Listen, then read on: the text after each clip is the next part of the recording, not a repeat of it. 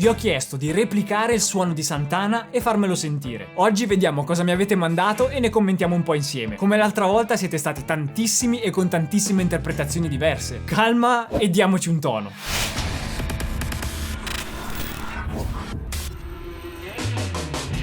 Ciao chitarristi e bentornati su Shape Your Tone. Oggi secondo appuntamento con il nuovo format Diamoci un tono. In questa nuova serie di video a cadenza mensile, insieme a voi cercherò di ricostruire i suoni più iconici della storia della chitarra. La cosa più bella sarà ovviamente capire come ognuno ha interpretato il suono di riferimento, che per questo mese sarà quello di Carlos Santana. Se volete anche voi partecipare ai prossimi contenuti, intanto vi iscrivete al canale e attivate la campanellina. Mi seguite su Instagram ed entrate nel gruppo Telegram, così potete confrontarvi con più di 500 chitarristi. Poi in descrizione troverete tutti i passi da seguire e l'indirizzo email a cui inviare poi i vostri file, perché sì, vi ho chiesto di mandarmi dei suonati e una rapida spiegazione di come avete ricostruito il suono e siete stati fenomenali. Per cui lasciate un bel like al video per tutti quelli che hanno partecipato e mi raccomando ditemi qui sotto nei commenti qual è il vostro preferito. E spoiler, se restate fino alla fine vi dico anche chi sarà l'artista del prossimo mese, così potete avvantaggiarvi sugli altri e mandarmi prima i vostri file. Prima di iniziare a vedere i vostri video però vi faccio vedere un attimo la sorpresa, che non è più una sorpresa perché ho fatto un mega spoiler su Instagram. Fa niente. Per questo video ho chiesto ai ragazzi di Musical Store 2005 la chitarra perfetta per questo scopo, cioè la PRS SE Santana. In un aggettivo solo, spettacolare. Ora non perdiamo altro tempo e cominciamo a vedere i vostri video. Di questa chitarra ne parliamo dopo.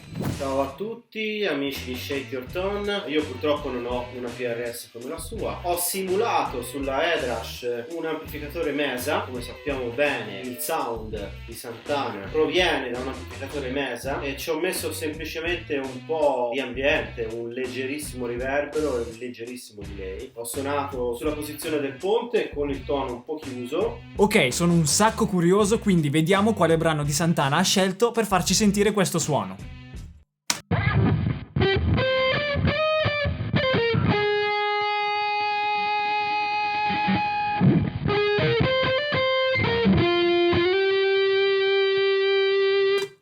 Ok, da quello che posso sentire il suono di riferimento è quello abbastanza fazzoso di Santana, quello carico di distorsione che suonato da Santana resta comunque uno spettacolo allucinante e in questo caso è stato riprodotto abbastanza bene.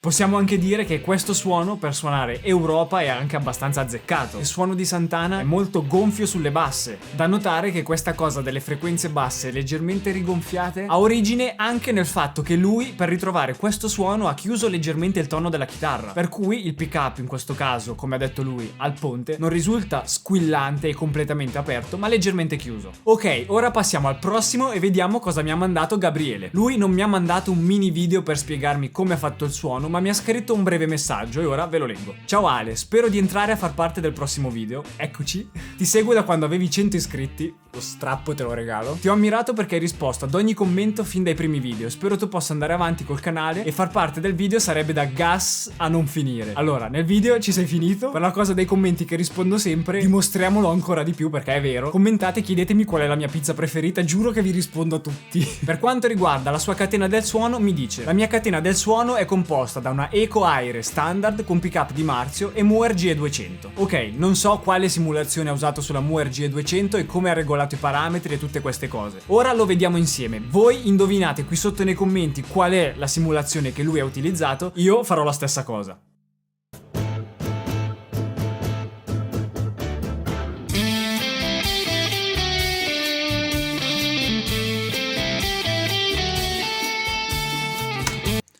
Allora, sicuramente rispetto al suono che abbiamo sentito prima, questo è completamente diverso, nonostante sia comunque un suono super carico di distorsione. La differenza principale rispetto a prima è che sicuramente questo suono è leggermente più squillante e più aperto sulle alte, però questa cosa potrebbe essere data anche semplicemente dal fatto che questo suono è in un mix con una base e tante volte tanti dettagli del suono, quando la chitarra viene messa nel mix, spariscono.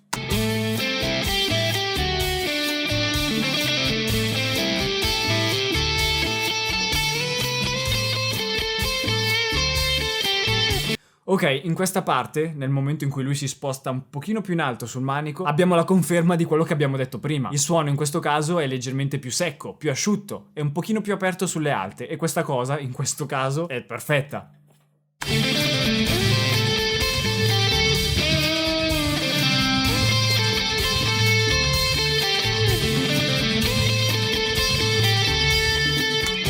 Ok, a sentirlo così ora provo a fare un azzardo e indovinare quali settaggi ha utilizzato sulla sua pedaliera. Secondo me ha utilizzato una simulazione che si rifà un po' agli amplificatori Mesa Boogie. Come sappiamo tutti e come ci ha detto anche Giovanni poco fa, Santana e Mesa Boogie sono la coppia perfetta. Oltre al suono ben realizzato, tutto è accompagnato da un'esecuzione ben fatta e quindi tanta roba. Ora è il turno di Mario, che aveva anche già partecipato al video su Jimmy Page. Ve lo lascio qui sopra così potete recuperarlo quando volete. Vediamo cosa mi ha mandato e secondo lui come si fa il suono di Santana.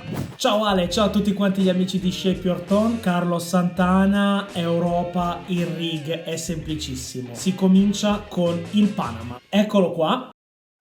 Aspetta, quindi mi stai dicendo che il suono è nel cappello? Dopodiché si prosegue con una camicia di foggia comunque sudamericana, possibilmente che abbia dei fiorellini che richiami la calura estiva.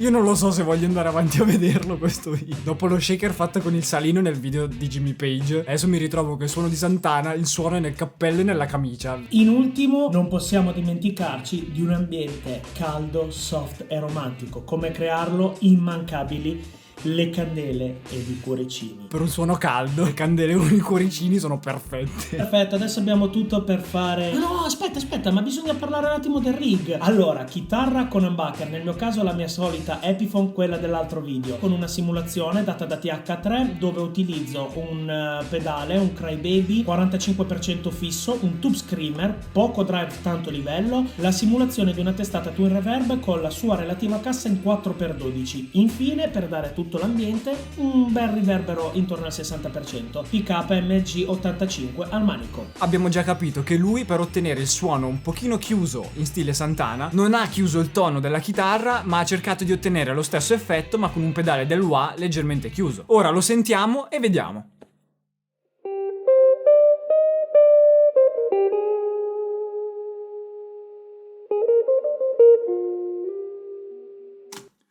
Ok, questo suono è completamente diverso rispetto a quelli che abbiamo sentito fino ad ora e la differenza direi che è abbastanza palese. La differenza principale infatti è nella distorsione, che in questo caso è praticamente assente, perché lui, come ci ha detto poco fa, ha utilizzato un amplificatore praticamente pulito con un tube screamer con poco gain e tanto level.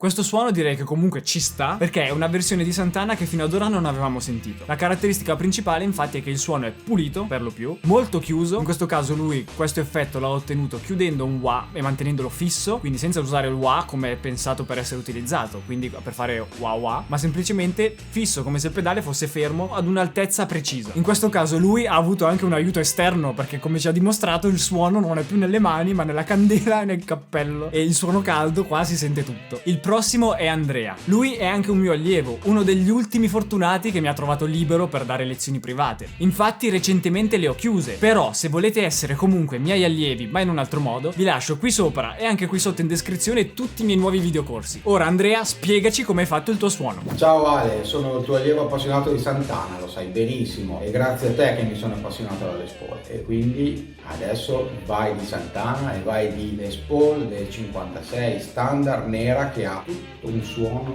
santanesco. Ok, hai detto Les Paul, quindi hai tutta la mia attenzione, ora stupiscimi.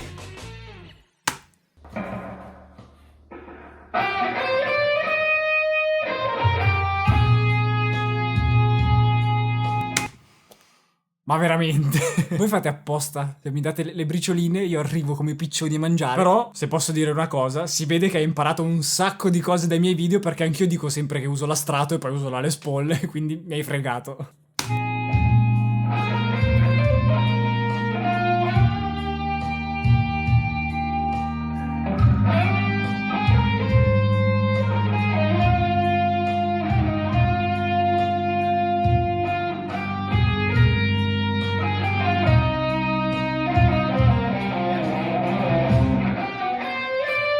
Ok, il suono in questo caso azzeccato, ancora una volta, nonostante sia anche lui diverso da tutti gli altri che abbiamo sentito. In questo caso il suono è molto distorto, molto presente, ha un sacco di sustain che per suonare Santana, come abbiamo detto prima, è perfetto. Ora andiamo avanti e vediamo come evolve la cosa.